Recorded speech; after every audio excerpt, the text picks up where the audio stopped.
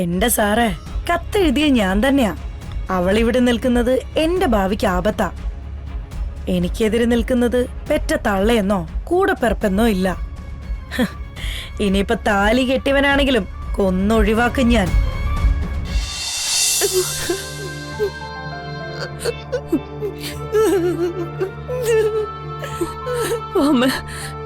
ഇനി ഇവിടെ നിൽക്കണ്ട, നമുക്ക് പോവാം.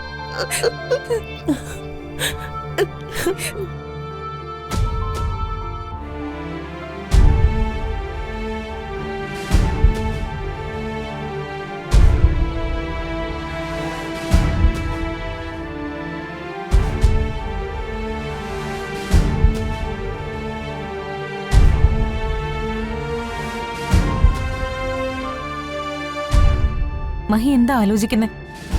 അവളെ കുറിച്ചാണോ? ഇപ്പോഴെങ്കിലും ബോധ്യപ്പെട്ട് കാണുമല്ലോ അവള് പക്ക ഫ്രോഡാണെന്ന്. അവള് മഹിക്ക് ലെറ്റർ തന്നെന്ന് മഹി തന്നെ തുറന്ന് സമ്മതിച്ചിട്ട് പോലും അവള് സമ്മതിക്കാൻ തയ്യാറായില്ല. അതിനർത്ഥം എന്താ? അവളെ പഠിച്ച കള്ളിയാ. അവളെ കുറ്റപ്പെടുത്തിയിട്ട് കാര്യമില്ല. അവളുടെ ബ്ലഡിൽ തന്നെ കള്ളത്തരത്തിന്റെ ജീനുകൾ ഉണ്ട് മഹി. തന്ത രണ്ടുപേരെ കൊന്നിട്ട് ജയിലിൽ കിടക്കുന്ന കൊലയാളിയല്ലേ?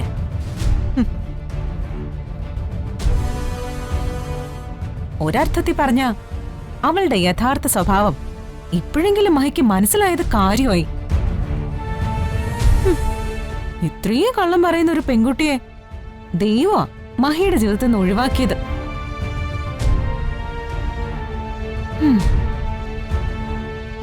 അത് മാത്രല്ല, അവള് രമാൻഡിയെ വിഷം കൊടുത്ത് കൊല്ലാൻ നോക്കിയവളാ. അവളെ ഇനിയും സിമ്പതിയുടെ പേരില് ഇവിടെ നിർത്തിയ ഇവിടെ ഉള്ളവരുടെ ജീവനൊക്കെ അത് ആപത്തായി മാറും. ചിന്നു ആർക്കും വിഷം കൊടുക്കില്ല. അങ്ങനൊരു പെണ്ണല്ല അവള്. എല്ലാരും സ്നേഹിക്കാൻ മാത്രമേ ആ പാവത്തിന് അറിയൂ, ചതിക്കാൻ അറിയില്ല. മഹിയുടെ മനസ്സിന് നല്ലതും ചീത്തയും ഒക്കെ തിരിച്ചറിയാൻ കഴിയാത്തതുകൊണ്ടാ. ഏതായാലും അവൾ ഇവിടുന്ന് ഒഴിവായല്ലോ, അത് മതി. കഴിഞ്ഞത് കഴിഞ്ഞു മഹി. ഞങ്ങൾ ഇറങ്ങട്ടെ, ഞാൻ വിളിക്കാം.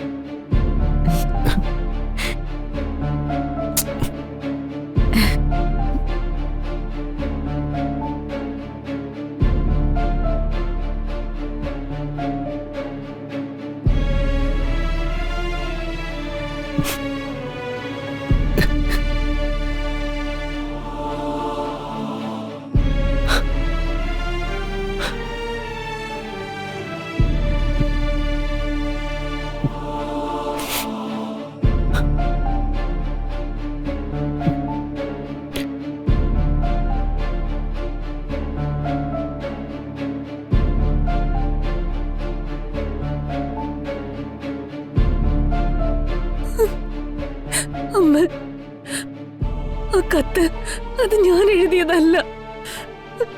അമ്മായി സാറ് കള്ളം പറഞ്ഞതാ. സത്യമായിട്ടോ എനിക്കൊന്നും അറിയില്ല അമ്മ. അമ്മയുടെ മോള് കത്തൊന്നും എഴുതിയിട്ടില്ല.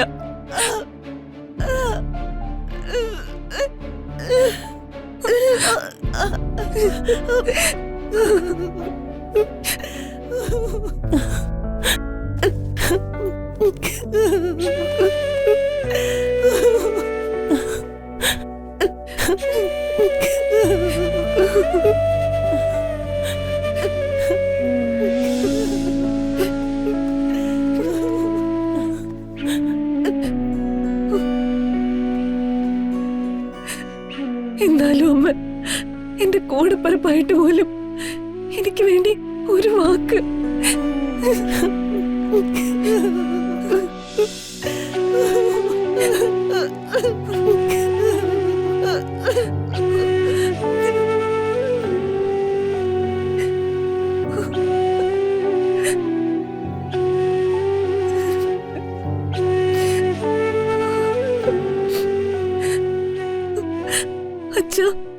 അച്ഛൻ അറിയുന്നുണ്ട് അവിടെ നടക്കുന്നതൊക്കെ.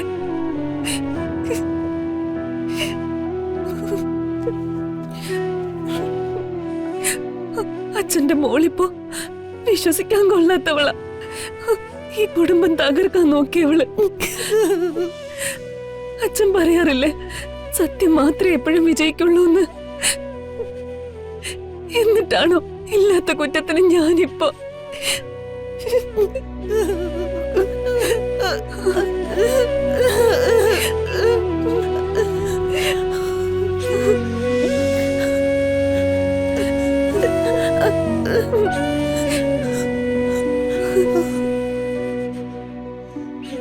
എന്തായാലും വീട്ടിൽ നല്ലൊരു മംഗളകർമ്മം നടന്ന ദിവസം തന്നെ ഒരു വലിയ അപശകുനം പടിയിറങ്ങിപ്പോയി.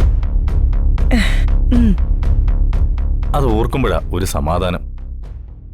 ഇനി ഇവിടുള്ള പ്രശ്നങ്ങൾ ഒരുവിധം തീരും. എന്റെ അർജുൻ സർ, ദിവസങ്ങളായിട്ട് ഇവിടെ ഒരു പ്രഹസനം നടക്കുന്നുണ്ടായിരുന്നു. കുറച്ചു ദിവസം കൂടി കഴിഞ്ഞിരുന്നെങ്കിൽ സാർ അനിയൻ അവളെ താലി കെട്ടിക്കൊണ്ടുവന്ന് ഇവിടെ വന്ന് പൊറുപ്പിച്ചേന്നെ. ആ, ഞാൻ അങ്ങനെ വിശ്വസിക്കുന്നില്ല.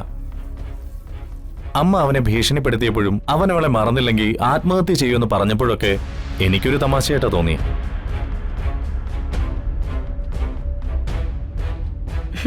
എങ്കില് അങ്ങനെയല്ല, അതായിരുന്നു സത്യം. അവൻ അവളിൽ അത്രയ്ക്കും ഒബ്സസ്ഡ് ആയിരുന്നു. അമ്മയുടെ ചൊൽപ്പടിക്ക് നടന്ന് ഞാൻ അമ്മയുടെ വാക്കുപോലും കേൾക്കാതെ നിന്നെ കല്യാണം കഴിച്ചിട്ടുണ്ടെങ്കിൽ, അവൻ ചിന്നുവിനെ ആത്മാർത്ഥമായിട്ട് പ്രണയിച്ചിരുന്നെങ്കിൽ അവൻ കല്യാണം കഴിച്ചേനെ. ഹാ, ഇതേ സുന്ദരിയായ വേലക്കാരി പെണ്ണിനോട് തോന്നുന്ന അവന്റെ ഒരു തമാശ. ഇതിനെ അങ്ങനെ കണ്ടാ മതി. അവിടെയാണ് അർജുൻ സാറിന് തെറ്റിയത്. മഹീൻ ചിന്നുമായിട്ടുണ്ടായിരുന്നത് വെറും ഒരു പ്രണയമല്ല, നല്ല അസ്ഥിക്ക് പിടിച്ച പ്രണയമായിരുന്നു. ഇനി നീ പറഞ്ഞ കാര്യം സത്യമാണെങ്കിൽ ഈ ഒരു അകൽച്ച കൊണ്ടോ ഇപ്പൊ നടന്ന എൻഗേജ്മെന്റ് കൊണ്ടോ ഇതിവിടെ അവസാനിക്കുന്നു തോന്നുന്നുണ്ടോ? കണ്ണിന്റെ മുന്നിൽ നിന്നും മറഞ്ഞാൽ മനസ്സിന്നും മായും സർ. കൺമുന്നിൽ കാണാതിരുന്നാൽ തനിയെ അറ്റുപോകുന്ന പ്രണയബന്ധമേ ഈ ലോകത്തുള്ളൂ. ആ ചിന്നു പറഞ്ഞു കേട്ടില്ലേ, ആ കത്ത് അവൾ എഴുതിയല്ലെന്ന്. ഒരു കാര്യം ഉറപ്പാ, ചിന്നു കള്ളം പറയില്ല.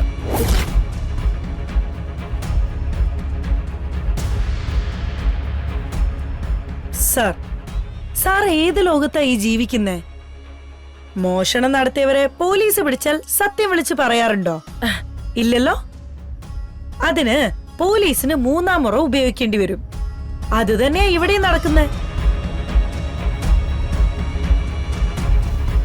എനിക്കെന്തോ ഒരു തലവേദന പോലെ. ഞാനൊന്ന് റെസ്റ്റ് എടുക്കട്ടെ.